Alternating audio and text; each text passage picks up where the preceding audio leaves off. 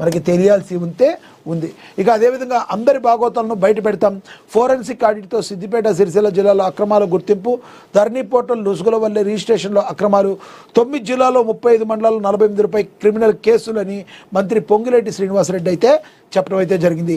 ధరణి పోర్టల్లోని రుసుకులను ఆసరాగా చేసుకుని ప్రభుత్వ భూములను కొల్లగొట్టిన వారిని, రిజిస్ట్రేషన్లో చలానా సొమ్మును కాజేసిన వారిని వదిలిపెట్టే ప్రసక్తే లేదని రాష్ట్ర రెవెన్యూ శాఖ మంత్రి పొంగిరెడ్డి శ్రీనివాసరెడ్డి అయితే స్పష్టం చేశారని ప్రచురించారు. ఇక ధరణి పోర్టల్ను అడుగుపెట్టుకుని గత ప్రభుత్వంలో పెద్దలు ప్రభుత్వ భూములను కాజేశారని, దీనిపై సిద్దిపేట సిరిసిల్ల జిల్లాలో కేంద్ర ప్రభుత్వ అనుబంధ సంస్థ పైలట్ల కింద ఫోరెన్సిక్ ఆడిట్లు నిర్వహించడం జరిగిందని, ఇందులో అనేక అవినీతి అక్రమాలు జరిగినట్లుగా ప్రాథమిక నివేదికలో స్పష్టమైందని ఆయన తెలిపారు. మరి ఎటువంటి పరిస్థితుల్లో ధరణి పోర్టల్ లొసుకుల వల్ల ఎవరైతే ఈ యొక్క రిజిస్ట్రేషన్లో అక్రమాలు జరిగే 9 జిల్లాల్లో 35 మండలాల్లో 48 మందికి పై క్రిమినల్ కేసులు ఉన్నాయని చెప్పి మంత్రి పొంగిరెడ్డి శ్రీనివాసరెడ్డి అయితే చెప్పడం అయితే జరిగిందని చెప్పి కూడా ప్రచురించారు. ఇక తదుపరి చూద్దాం. భారత్పై 20% సుంకాలు తగ్గొచ్చు, దావోస్ వేదికగా అమెరికా సంకేతాలు, 50% నుండి 25%కే డౌన్. మరి భారత్కు త్వరలో అమెరికా శుభవార్త చెప్పనుంది.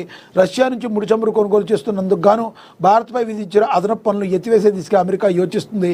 భారత్ నుంచి వచ్చే దిగుమతులపై ప్రస్తుతం అమలు చేస్తున్న 25% టారిఫ్లను త్వరలోనే వెనక్కి తీసుకునే అవకాశం ఉందని America treasury secretary Scott Besant స్పష్టమైన సంకేతాలు ఇచ్చారు. స్విట్జర్లాండ్ దావోస్లో జరిగిన ప్రపంచ ఆర్థిక సదస్సులో ఒక దిశగా అమెరికా సంకేతాలు పంపింది. ఓ ఇంటర్వ్యూలో America treasury secretary Scott Besant మాట్లాడుతూ, రష్యా ఆయిల్ కొనుక్కుంటున్న మేము భారత్పై 20% పన్ను వేశాం. దీని ప్రభావం స్పష్టంగా కనిపించింది. భారత రిఫైనరీలు రష్యా నుంచి ఆయిల్ కొనడం దాదాపు మానేశాయి. అక్కడ కొనుగోళ్లు కుప్పకూలాయి. మా లక్ష్యం నెరవేరింది. ఇది ఖచ్చితంగా విజయమే. ప్రస్తుతం ఆ పన్నులు ఇంకా అమల్లోనే ఉన్నాయి. కానీ భారత్ ఇలాగే వ్యవహరిస్తే దౌత్యపరమైన మార్గాల ద్వారా అన్ని పనులు ఎత్తివేసే అవకాశం ఉంది. అదొక చెక్ పాయింట్ లాంటిదని బెసెంట్ వివరించారు.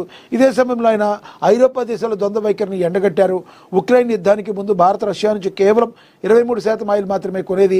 ఆంక్షల తర్వాత రష్యా తక్కువ ధరకే ఆయిల్ ఇవ్వడంతో భారత్ కొనుగోళ్లు పెంచింది. భారత రిఫైనరీలో ఆయిల్ శుద్ధి చేసి భారీ లాభాలకు మళ్ళీ ఐరోపాకే అమ్ముతున్నాయి. ఇక్కడే అసలు ట్విస్ట్ ఉంది. ఆ రిఫైన్డ్ ఆయిల్ను యూరోపియన్లే కొంటున్నారంటే పరోక్షంగా రష్యా ఆయిల్నే వాడుతున్నారు. మీపై జరిగే యుద్ధానికి మీరే డబ్బులు సమకూరుస్తున్నారు, రష్యాకు మీరే ఆర్థిక సాయం చేస్తున్నారని బెసెంట్ యూరోప్ దేశాలకు చురకలైతే అంటించారు. ఓవరాల్గా అయితే 25% మరి తగ్గే అవకాశం ఉందని చెప్పి, మనకి సుంకాలు వాళ్ళు తగ్గించేసే అవకాశం ఉందని చెప్పి చెప్తున్నారు. చూద్దాం రానున్న రోజుల్లో ఏం జరగబోతుంది అనేది. ఇక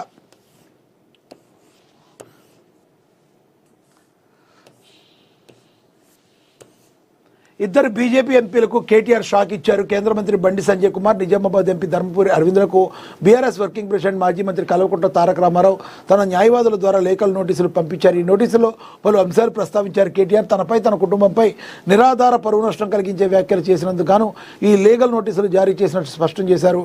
నోటీసులు అందిన 5 రోజుల్లోగా స్పందించిన పక్షంలో సివిల్ క్రిమినల్ చట్టాల ప్రకారం కఠిన చర్యలు తీసుకుంటామని హెచ్చరించారు. తన రాజకీయ ప్రతిష్టను దిగదార్చేలా, ప్రజల్లో తనపై ఉన్న నమ్మకాన్ని సడలించేలా వీరు చేసిన వ్యాఖ్యలు తీవ్రంగా పరిగణిస్తారని అయితే పేర్కొన్నారు. ఏదైతే మరి డ్రగ్స్ ప్లెడ్డర్ అని ఏదైతే మాట్లాడారో వీరి గురించి అయితే మరి కేటీఆర్ సీరియస్ అయ్యారు. మరి ఏ రకంగా వీరు బీజేపీ నేతలు స్పందిస్తారనేది మనం వేచి చూడాల్సిన పరిస్థితి. ఇక అదేవిధంగా తిరుమల కిటకిట సర్వదర్శనానికి 24 గంటలు ఆ కలియుగ దైవం వెంకటేశ్వర స్వామి కూడా ఉదిరిన పుణ్యక్షేత్రం తిరుమల భక్తులతో కిటకిటలాడుతుంది. స్వామివారి దర్శనం కోసం భక్తులు పోటెత్తుతున్నారు. వివిధ ప్రాంతాల నుంచి తరలి వచ్చిన భక్తులతో తిరుమల జన సంద్రంగా మారింది. కొండపై ఉన్న అన్ని కంపార్ట్మెంట్లు భక్తులతో నిండిపోయాయి. టోకెన్ లేని భక్తులు 24 గంటల్లో సర్వదర్శనం అవుతుంది టీటీడీ అధికారులు తెలిపారు. మరి మనకు తెలుసు కలియుగ దైవం వెంకటేశ్వర స్వామి, మరి ఆ స్వామి మీద రాజకీయ ఒత్తిళ్ళు ఎట్లా ఉన్నా ఎన్నొచ్చినా ఆ స్వామిని నమ్మకం కోల్పోరు ప్రజలు. ఎందుకంటే కలియుగ దైవంగా మరి పిలిస్తే పలికే దైవంగా వెంకటేశ్వర స్వామి ఎంతోమంది ప్రపంచవ్యాప్తంగా భక్తులు సంపాదించుకున్న ఆ దేవదేవుణ్ణి చూసేందుకు భక్తులైతే మరి ఆయన దర్శించుకునేందుకు కిటకిటలాడారు. మరి సర్వదర్శనానికి 24 గంటలు పడుతుంది. అది వెంకటేశ్వర స్వామి యొక్క మహిమ మహత్యం అని చెప్పి హిందూ ధార్మికవేత్తలు కావచ్చు, హిందూ భక్తులు కావచ్చు అందరూ కూడా చెప్తున్నారు. ఇప్పటికైనా టీటీడీకి సంబంధించి భక్తుల యొక్క మనోభావాలు దెబ్బతీయకుండా ఉండేందుకు మరి మరి తీసుకోవాల్సిన జాగ్రత్తలన్నీ రాష్ట్ర ప్రభుత్వం టీటీడీ బోర్డు అయితే తీసుకోవాల్సిన అవసరం అయితే ఉంది. మరి ప్రస్తుతం అయితే 24 గంటల సమయం అయితే పడుతుంది. ఇక కాంగ్రెస్ బీఆర్ఎస్ ట్యాపింగ్ డ్రామా, బాధ్యులపై చర్యలు తీసుకోవడం జాప్యం, బీజేపీ చీఫ్ రామచంద్రరావు ఫైర్ అయ్యారు. ఫోన్ ట్యాపింగ్ అంశంపై తెలంగాణ బీజేపీ అధ్యక్షుడు రామచంద్రరావు స్పందించారు. తెలంగాణలో ఫోన్ ట్యాపింగ్ రాజ్యాంగ ఉల్లంఘన అన్నారు. ఈ కేసు కాంగ్రెస్ ప్రభుత్వం కావాలని జాప్యం చేస్తుందని ఆయన ఆరోపించారు. అధికార ప్రతిపక్ష పార్టీలు కలిసి ఫోన్ ట్యాపింగ్ డ్రామాకు తెరలేపైన విమర్శించారు. ఈ కేసులో అధికార కాంగ్రెస్ ప్రతిపక్ష బీఆర్ఎస్ కలిసి ప్రజలను తప్పుదోవ పట్టించే రాజకీయ కుట్రలు చేస్తుందని మండిపడ్డారు. ఫోన్ ట్యాపింగ్తో నష్టపోయిన వారికి న్యాయం జరగాలంటే ప్రత్యేక దర్యాప్తు బృందం విచారణ వేగవంతం కావాలని, బాధ్యులపై త్వరగా చర్యలు తీసుకోవాలని డిమాండ్ అయితే చేశారని కూడా ప్రచురించారు. ఇక విజయవాడలోను చికెన్ బిర్యానీ ఫేవరెట్, స్విగ్గీ వార్షిక రిపోర్టు. మరి తెలుగు రాష్ట్రాల్లో భోజన ప్రియులు ఫేవరెట్ అనగానే చికెన్ బిర్యానీ గుర్తుకొస్తుంది. విజయవాడ వాసులు కూడా దీనికి మినహాయింపు కాదు.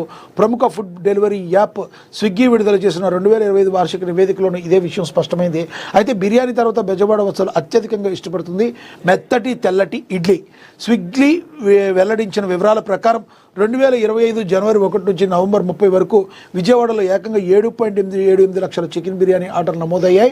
గత కొన్నేళ్లుగా ఇదే ట్రెండ్ కొనసాగుతూ ఉండగా ఈసారి కూడా బిర్యానీ తన అగ్రస్థానాన్ని నిలబెట్టుకున్న తర్వాత 3.2 లక్షల ఆర్డర్లతో ఇడ్లీ రెండో స్థానంలో నిలవడం విశేషం. సాధారణంగా టిఫిన్ ఐటమ్స్లో దోశకు ఎక్కువ ఆదరణ ఉంటుందనే అంచనాలు పక్కకు నెడుతూ ఇడ్లీ టాప్ 2లో చోటు దక్కించుకుంది. ఇక 2.7 లక్షల ఆర్డర్లతో వెజ్ దోశ మూడో స్థానాన్ని దక్కించుకుంది అని చెప్పి ప్రచురించడం అయితే జరిగింది. ఇక కాంగ్రెస్ పార్టీలో భారీ చేరికలు. కంది శ్రీనివాసరెడ్డి క్యాంపు కార్యాలయంలో కార్యక్రమం. 10-23 వార్డులోని పెద్ద సంఖ్యలో తరలివచ్చిన మహిళలు, కాలనీవాసులు కండువాలు కప్పి స్వాగతించారు. తాహెర్ బిన్ హందన్ కంది శ్రీనివాసరెడ్డి మున్సిపల్ ఎన్నికల్లో గెలిపే లక్ష్యమని పిలుపునైతే ఇచ్చారు. ఆదిలాబాద్ జిల్లాలో కాంగ్రెస్ పార్టీ యొక్క జెండాను రెపరెపలాడించేందుకు విజయమే లక్ష్యంగా ముందుకు వెళుతున్నారు కాంగ్రెస్ పార్టీ అసెంబ్లీ ఇన్ఛార్జి కంది శ్రీనివాసరెడ్డి. మరి ఎంతో కాలంగా 3.5 సంవత్సరాలుగా అక్కడ నిత్యాన్నదానం చేస్తూ మరి అక్కడ ప్రజల యొక్క ఆకలి బాధలు ఉండకూడదు అని చెప్పి ఆయన నిత్యాన్నదానం చేస్తూ అక్కడున్న ప్రజలకి ఎంతగానో దగ్గరయ్యారు. అదేవిధంగా చెప్పాలంటే మరి ఆరోగ్యం కూడా ఇంపార్టెంట్ అని ఉచిత అంబులెన్స్ సేవలను కూడా ఆయన స్టార్ట్ చేసి మరి అక్కడున్న ప్రజలకు తమ యొక్క కష్టాలను తీర్చుకునే దేవుడిగా ఆయన మన్ననను పొందుతున్నారు. మరి ఎటువంటి పరిస్థితుల్లో మున్సిపల్ ఎన్నికల్లో కూడా తాము గెలవాలి, గెలిస్తే కాంగ్రెస్ ప్రభుత్వం తద్వారా ఆదిలాబాద్ డెవలప్మెంట్కి మరింత లాభం చేకూర్చే విధంగా ముందుకు తీసుకెళ్తూ ఎక్కడెక్కడో మంది కార్యకర్తలు, ఇతర పార్టీ నాయకులు, కార్యకర్తలు అందరూ కూడా కంది శ్రీనివాసరెడ్డి